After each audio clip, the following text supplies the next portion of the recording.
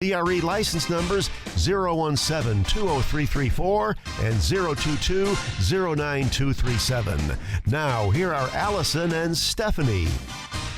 Good morning, good morning. It's just me today. Just me. I feel empty over here. I got Joe. Joe's here. I'm here, yeah. Joe's I always already got here. my thrill for the day, seeing you get that ready. I thought the over-under was, well, it was slim at best, but you did it. Got the. Yes, we actually got a new new tripod for our video. We're doing, as we mentioned, doing video now. You can always obviously still listen to us here on the radio, but if you want to tune in on or watch later, as in like last week, Joe, we're recording today, right? We are. Oh, good. So normally, last week there was an issue, but normally we record, or Joe records the show as it's heard on the radio, and then and he puts that on the podcast, and you can go back and listen, or if you can't catch the show at 9 to 10 Sunday mornings, you can always listen anytime. Or you can say, what did she say? And you can go back and listen. Or what did she say? What were they talking about? I didn't get all that information. So anyway, so also now what we're doing is YouTube. So you can see us and watch us. And what is the YouTube address? So it's Google it, well, or it's whatever if you do. go to YouTube, and it's Sonoma County Real Estate Hour. So similar, the Real Estate Hour here on KSRO. YouTube Sonoma County Real Estate Hour, since YouTube is international. We thought we'd narrow it down a little bit because we primarily talk about Sonoma County here on the Real Estate Hour, because we are in Sonoma County. Although Stephanie and I cover 5 Bay Area counties, primarily we work in Sonoma County, but we do cover Marin often. And it is there. Oh, good. You found us. I did find it the last day. It was last week. Last Sunday, yes. Yeah, so. Yeah, we've got about 5 weeks up, and you two are smiling, and yeah. So it is there. Good. So yeah, you can watch that. It's not a live. Mike Kelly and I used to do when the Facebook Live came out, and even before that, it was what was one of the other. Was it It wasn't Instagram. What else was there? Anyway, they're one of the other ones that they were doing. It was live. There was a live thing, and Mike was all into all the new tech. So we were doing Facebook Live for the Real Estate Hour. But anyway, so this is not live. We usually get it up within a couple of days after the show. And we're a work in progress, and they're not. And we mentioned last week the editing. We're having some issues with the editing, and it's not like we're cutting and splicing and editing out things that we've said. We're editing out the commercials, and I'm really just getting it into the platform because it's such a large file. It's almost an hour. So anyway, so bear with us, but we're excited to get it out there. Just another way of tuning into the Real Estate Hour.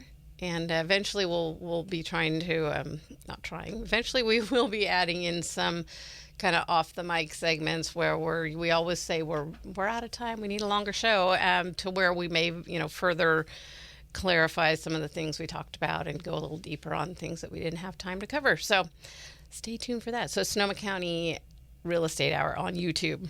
But as always, please join us here Sunday mornings on KSRO.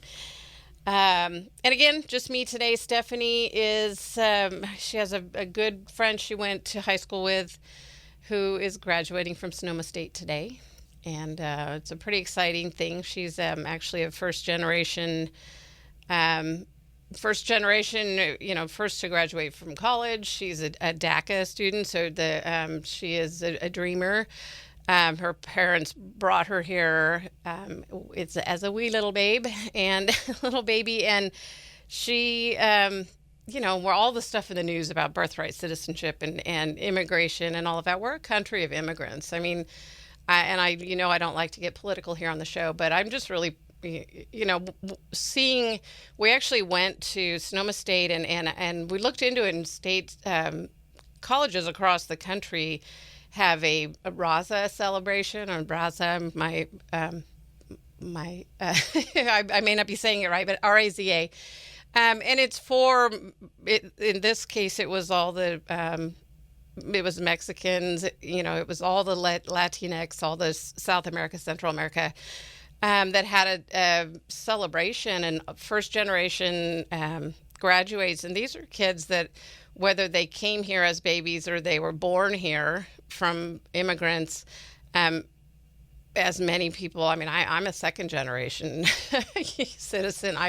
My dad was a first generation citizen. So anyway, but just to see, it was really inspiring. They had a celebration and recognition, and there's, they're coming, they're going to college, they're furthering their education, they're making their parents proud, and they're, they're doing good things in the world. So when we hear all these things about immigration lately, this is just the flip side, happy story of that.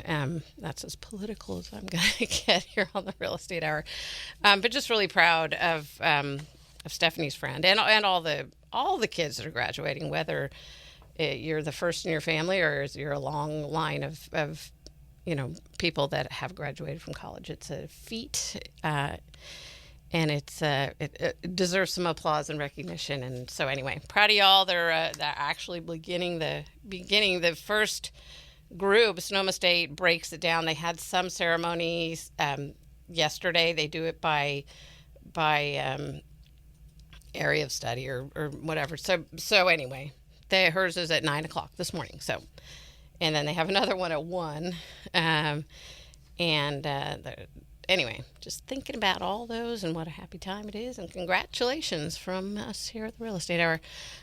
Okay, so let me tell you, I want to do one clarification. So here's the good thing about having a recording, and we can go back and listen.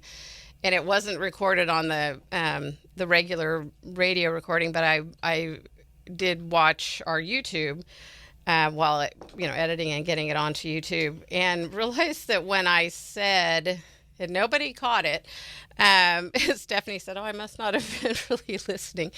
What I said when we were talking about month supply of inventory, and I know, and it was confusing. It was confusing, but so I'm gonna make it a little more simple. But I said a really wrong thing, and I don't know. Sometimes you say something in your head, you're saying one thing, and when you listen to it again, that was not what you meant to say. I've done that many times. And I said it like 3 times. How did I not catch this? So I was saying month supply of inventory, and I said if nothing sells, if there's no sales, and what I meant to say is there are no new listings.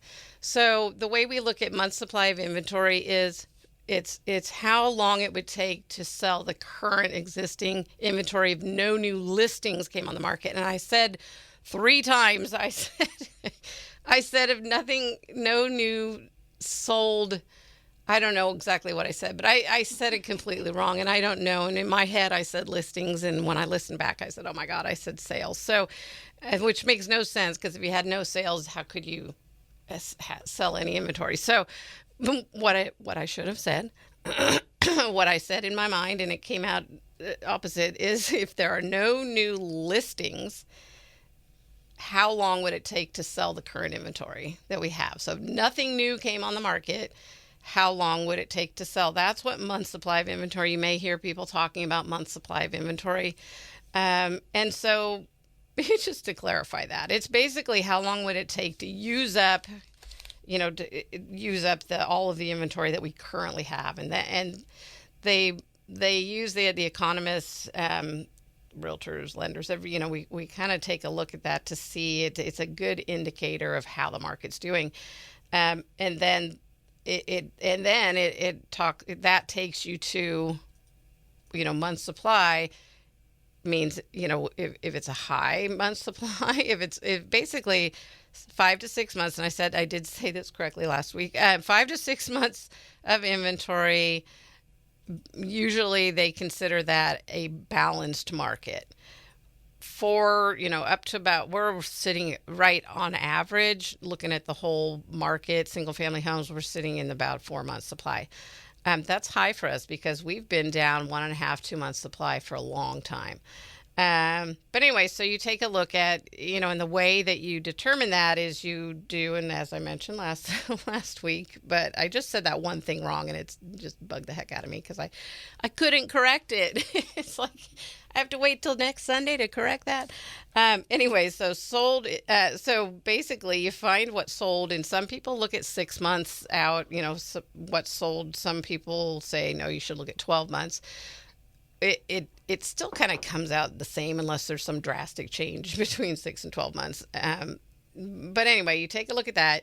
You divide that number to get your average, and then you look at what's currently active on the market, and you divide what's active on the market by the average sales, average sold listings that month, and that gets you your month's supply of inventory. And if it's sitting at below 5 or 6 months of inventory, we're really still in a seller's market, as we are. And we've heard a lot of people, and the reason we talked about this, and I wanted to clarify too, is that we heard a lot of people saying, oh, we're in a buyer's market, and we're really not yet. We're in a seller's market, but and what that means is the seller has a little bit of an advantage over the buyer, because buyers are still kind of trying to find the inventory, trying to find the house that they want.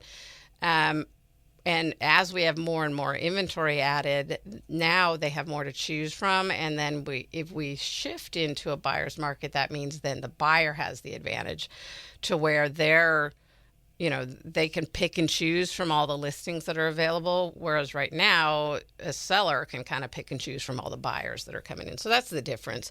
And then it breaks down. We're going to talk about the market and the numbers after the break. But when we break it down into neighborhoods and areas, it could get very different. And I'll talk a little bit about that after we're done looking at the numbers.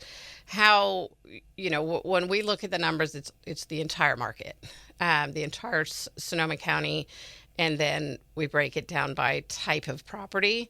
But if you narrow it down even further into neighborhood, or 4-bedroom house in Windsor for under $1 million, that's going to look very different than the whole market sitting at 4 months supply of inventory. So, or 4.5-ish is where we are. Anyway, so that's kind of where we are on that. I want to also then continue the talk as we head towards Memorial Day. Let's not forget what Memorial Day is for. It's not the beginning. I mean, it is technically the beginning of summer. Everyone goes camping. Everyone has the barbecue, family get together. But that's the reason. There's a reason why we get to do all those things, and it's because of those who've sacrificed it all for the country, so that we could have the rights and the freedoms that we do. So, and we can have a 3-day weekend and go have a barbecue, or go to the beach, or go camping. So anyway, I like to talk about VA loans whenever I can, and because I think it's a great loan, and I think that it's underutilized, and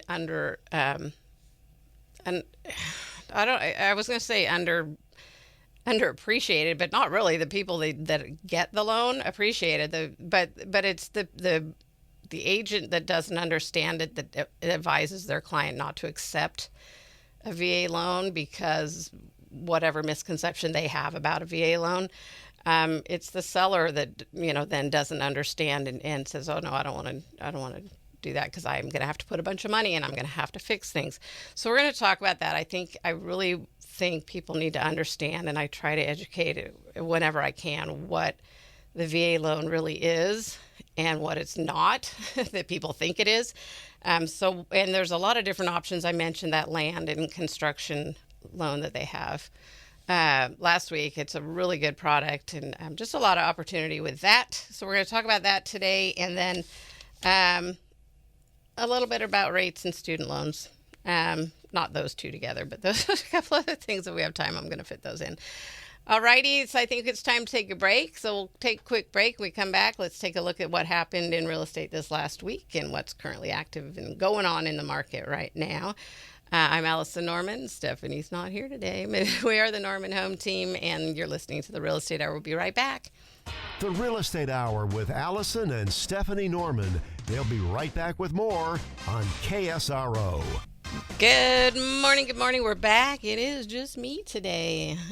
Stephanie is currently sitting out at the Green Center, waiting for her friend to crossover to get her a diploma at Sonoma State, along with the thousands. I don't know how many there are.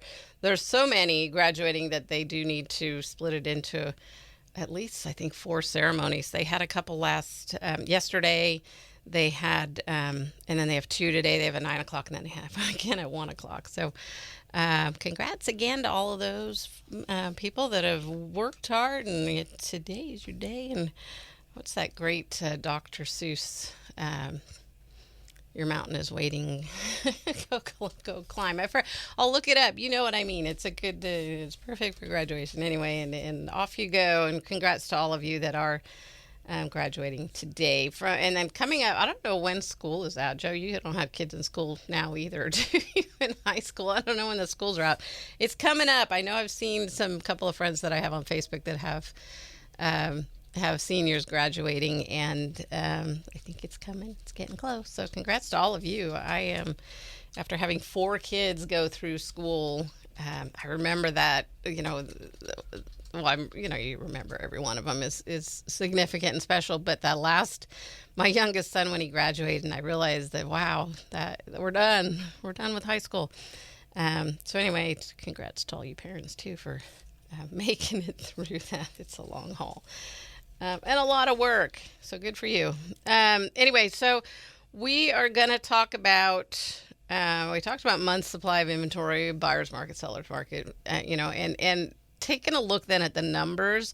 And this is where all of that data comes from is our numbers. We look at the market, we follow it closely, and we look at the entire Sonoma County. And 2 reasons. We look at Sonoma County because when you watch the news, you read the newspaper, unless, in the Press Democrat, there's sometimes some good articles or good, columns that have to do with the market, and it's good to follow that along. But typically, other news outlets, when they're talking about the real estate market, they're either talking about the national numbers or they're talking about the Bay Area numbers. And even in the Bay Area, the numbers are drastically different. They range from lower than Sonoma County to much higher than Sonoma County, and kind of all over the place. So we like to make sure that we tell you the Sonoma County numbers so that you can have a good idea of what's happening. And then even though we're narrowing it down to Sonoma County, just to keep in mind that that's not really as narrow as it should be, but could be, because your specific neighborhood, your specific type of property, your specific price point, whether it's where you're looking or where you live or own property that you're selling, it's going to be different than our numbers because we're looking at the whole picture rather than that narrowed down neighborhood type of property and all of that. So keep that in mind when you listen to our numbers or look at our numbers. Stephanie will, she's really good after each show of getting it over onto our Facebook page, which is the Real Estate Hour with Allison and Stephanie Norman on Facebook. And she'll get all of that, so you don't have to write all this down. You can take a look at it on the Facebook page. And then you can re-listen to the podcast, or you can go find us on YouTube and watch it there. But anyway, so my point is you don't have to write it all down. But anyway, here's a look at what happened in real estate, or what's currently happening in real estate. And then I'll be doing the market snapshot that Stephanie normally does. And like I said, she'll get this all out onto the Facebook page. But single-family homes currently active on the market right now. This is the number we've been watching that's been inching up, and we've been telling you, get your house on the market before this happens. Well, it's happened, and it's normal that it's in spring. This is the really typically the busiest time. School's getting ready to get out. It's a good time for families or people with kids in school to start thinking about making a move if that's what they're going to do. And technically, if you're thinking about maybe making a move, you should have started thinking about it and been ready to do it now. But really, February is when we typically tell you to get your house on the market if you're thinking about making that move before everybody else does. But we really did this year and it's the highest the numbers have been since COVID, really, when everything stacked up, when we couldn't sell any real estate. We could sell it, we just couldn't show it, and it's hard to convince somebody to buy a house without having looked at it first. Although it does happen. Anyway, single family homes active on the market, 1,098 current active homes on the market. It was 1,042 last week, 1,005 the week before, 875 back in April. So that's how much it came up so quickly. It was 875 a month ago, and we had 175. Now we have, what did I say? Flipping through my book. Now we have a million. Sorry, a million. Now we have 198 active listings. We have 363 in escrow. That number, good news is that number is up a little. We've been kind of staying in that low 300 in escrow for a long time. So with the inventory coming on, there's more inventory that kind of stalled sale side of the market has been because there just wasn't enough inventory. A lot of people got tired of even trying to look because the inventory was so light, and they just couldn't find what they were looking for, so they just kind of stopped looking for a while. So hoping that those people come back to the market now that we have more inventory.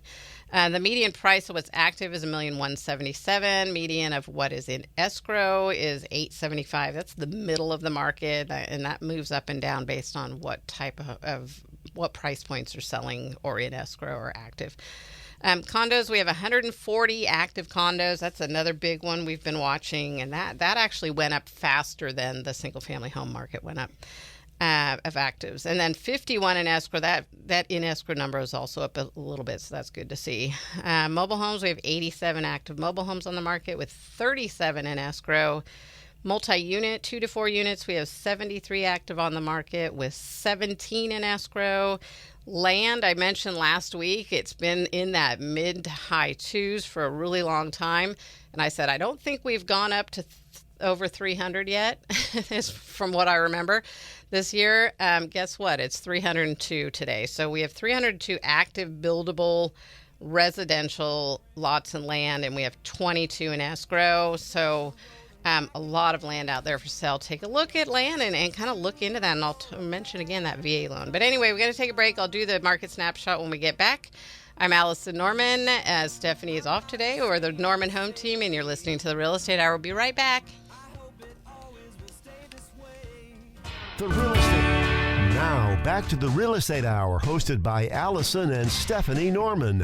Now, here are Allison and Stephanie. Good morning. We're back. It's Allison Norman. Stephanie's off today, and I am we'll wrap up the show talking about, I wanted a couple things that I forgot to mention. Sonoma County information that you need to know. There's a new vacation rental hotline. They've changed the phone number apparently. So there is a new phone number and this is to find out information. I believe this is, Sonoma County. County Sonoma continues to offer 24/7 vacation rental compliant hotline to help address nuisance issues related to vacation rentals in unincorporated Sonoma County. So to file a complaint, there's a process that you go through, but there's a new phone number, 707-565-1212. First steps should be vacation rental permit holders are required to respond quickly within 1 hour during the day, within 30 minutes during quiet hours. Those are the property managers. There is a vacation rental map where you can find the manager's phone number, or you can go to the permit history, look up and search the address to view the vacation rental permit. That'll get you the property manager's phone number. And then call the hotline if you can't get it resolved through the property management company. Call the hotline, which again is 707-565-1212. And when you call, it says, please be specific. Let them know what's going on, date and time of incident and all of that. Provide the full street address of the rental. For more information, visit the vacation rental compliance. And this is through Permits Sonoma. I actually don't have that website on this piece of paper, but because it's a clickable link on their website. So I'll get that after the show and see if Joe can add it to the podcast. Anyway, so make sure you're aware of that. If you are near a property that is a vacation rental, and there's a nuisance, there's, like I said, there is a process that you can file a complaint, and they are required to follow up on it. I was looking, yeah, it's vacation rental compliant hotline. I don't know. You can Google it, but I'll find it after the show, and we'll get it. It will be on the podcast. Joe, get it on the podcast for us. The other thing I mentioned, we were talking about, well, we'll talk about it next week because I don't think we're going to have time. But I wanted to talk about, there was an interesting thing about that I came across that had to do with return on investment, which Joe and I were just talking about. But you know, getting your house ready for the market, there's a list, and I'll put this on the Facebook page, the Real Estate Hour with Allison and Stephanie Norman. I'll put it on the Facebook page, but it's a list, and we'll talk about it next week too. But it's a list of what the top home projects with the best return on investment. I was surprised, and I do not really understand how this even makes sense, but it's a new steel front door was 100% return on investment. I'm baffled by that one. But anyway, that's the top of their list. And then it goes down. Closet renovation, new fiberglass front door, new vinyl windows. Windows has always been at top of my list. May not be perfect ROI, but as far as saleability and a buyer not seeing dollar signs when they're walking through your house, considering I'm putting an offer in, is new vinyl windows. You know, if you've got single pane windows, you have failed windows, they're immediately seeing dollar signs, and they're going to know that they're going to have to put some money into that. So I don't know why that's not higher on the list. But anyway, basement conversion, which really doesn't apply to us. Attic conversion, I don't know. Complete kitchen renovation, that again would be at the top of my list as well. Minor kitchen upgrades, definitely. New bathroom. I'd say updating the bathroom, not necessarily new bathroom. Adding a primary suite, 54% return on investment, and bathroom renovation. So, you know, and when you talk about return on investment or ROI, it really, a lot of it, you kind of weigh the difference between, are you doing it to sell the house, or are you doing it to live there and knowing that eventually you're going to sell the house? So if it's something that you're going to enjoy and you want for yourself, but you also want to weigh whether it's going to help or hinder the sale of your house when it comes down to it, that's something we can help you with and we can talk to you about. Okay, so keep that in mind. But anyway, so I wanted to move on and talk about, as like I said, as we're heading towards Memorial Day, remember that there is a reason why we have a Memorial Day. And it's to honor all of our, you know, those who didn't make it back, that gave the ultimate sacrifice. And when we put that in reference with the VA loan, it's important to know, and I think most people that are affected know, I hope they know, that the surviving spouse inherits the VA eligibility and entitlement. So make sure that you're aware of that. That you can use those VA entitlements to purchase a home if you're a surviving spouse of a veteran. And anyway, so make sure you talk to somebody about that. But just kind of the VA loan, and like I said, it's underutilized, I think, and a lot of the reason is because there's a lot of kind of misguided or misinformation out there about the VA loan and about the fact that it's a harder loan to get accepted by, it's a harder offer to get accepted if you have a VA loan. And the reason for that, and it's when I say the misconception, because I think there's ways around it and there's the ways to make it work. And it really all comes down to working with an agent that understands two things about the VA loan. One, how it works and what the truth and the false things the information out there knows which is true and which is false, but also is able to then relay that information to the agent on the other side so they can relay it or are not telling their client misinformation about, oh, you don't want to look at a VA loan because you're going to have to do all these things. And it's important so to have a listing agent, or I'm sorry, if you're a buyer using a VA loan, it's important to have a buyer representation with an agent that knows the loan and knows how to explain it to the other side, because that's where the disconnect is, in my opinion, is that there's a really big misconception by a lot of realtors, real estate agents, and a lot of sellers of what a VA loan actually is. So, the VA loan basically allows a veteran to get a loan with 100% financing. The other big benefit to it is, one thing, that they can actually, if somebody wants to put some money down, so they have a smaller loan, or maybe they don't qualify for a loan for the amount of the house that they want to purchase, but they have some money, they can put some money down. Why are they using a VA loan and not a different loan? It's because you have, I just lost my train of thought because my phone did something weird. But anyway, let me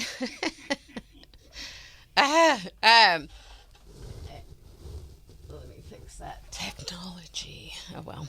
Okay, so where was I?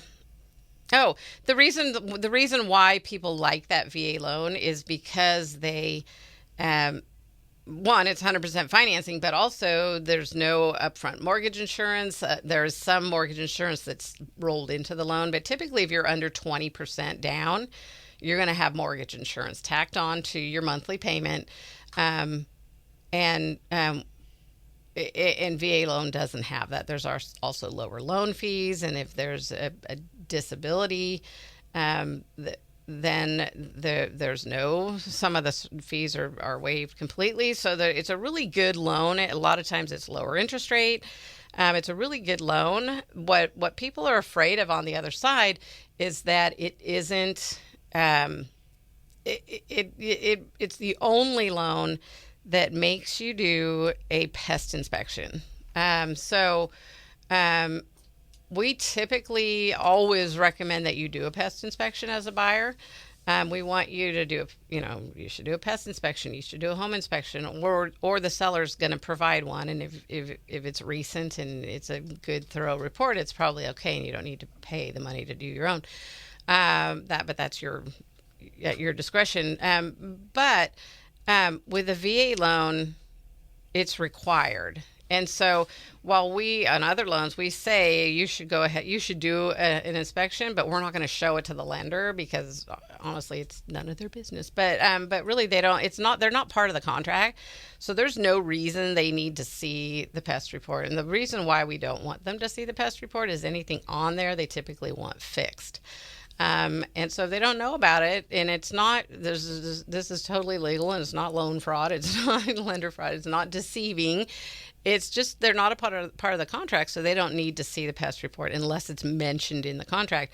With VA financing, they require a pest inspection, and then they're going to require all the Section 1 to be fixed, and sometimes the Section 2. And Section 2 is typically like a plumbing leak or water intrusion somewhere, some things that could eventually turn into a Section 2. They want to make sure all the safety, health and safety things are addressed. Then there's a special appraiser that also is going to look at the health and safety things and may call out a couple of things. So that's where everyone goes, oh my gosh, I'm going to have to spend, I don't want to look at this offer because they're going to want me to do all these things. Well, there's a way, on the buyer side to write an offer so that you can say, we're going to take care of it, or we're going to offer a little bit higher so that you can take care of it, and then you're still getting the same net. There's different ways to do it, and it's all a negotiation. And it has to be a really win-win for both sides. And that's why when you're on the seller side of a transaction, to open your listing to the biggest buyer pool, you want to fix all those Section 1 and Section 2 items so that it is eligible then for VA financing, and you're not going to have any issue at all. So, just keep that in mind on both sides of that. And if you are a seller, ask your realtor, hey, should I make it ready for VA buyers? And hopefully they're going to say, yes, you should do it, unless it's just a disaster and there's way too much work. And on the buyer side, we're advising our buyers that are using their VA financing to be reasonable in what they're looking at for properties. If it's a fixer, you're going to have a hard time getting VA financing. However, VA does have a rehab loan. So they have, just like FHA has a 203K loan, which is a rehab loan, VA financing has a rehab loan. And your loan is on the value of the house once all those health and safety issues are fixed. So you're buying the house, from the seller for a certain amount of money, and then you're getting a loan for that higher amount and then they're going to cover, the cost. No, they're not covering it, but they're rolling it into your loan, the cost to get it up to the standard and to the value then, and they're giving you a loan on that higher amount. But so we get a lot of times a VA buyer that wants to look at all these cheap houses that are fixers, and I go, oh, we can't do that unless you've talked to your lender and we can do that rehab loan. It's definitely an option.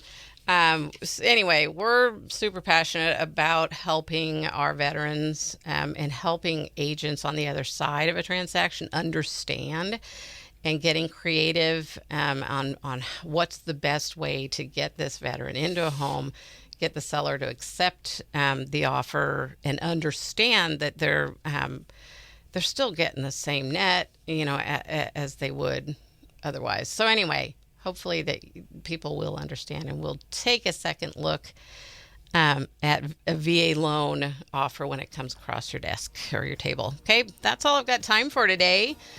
Stephanie and I will be back next week, and I hope you have a great day. I'm Allison Norman, and you're listening to the Real Estate Hour. We'll be back next week. Bye-bye. You've been listening to The Real Estate Hour with Allison and Stephanie Norman, the Norman Home Team on KSRO.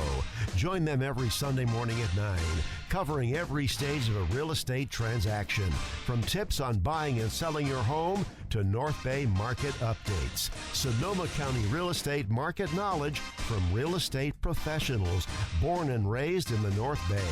You can reach Allison and Stephanie anytime.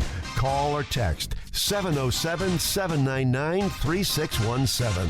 That's 707-799-3617. DRE license numbers 017-20334 and 022-09237. The Real Estate Hour with Allison Norman and Stephanie Norman. Sunday mornings at 9 on KSRO and KSRO.com.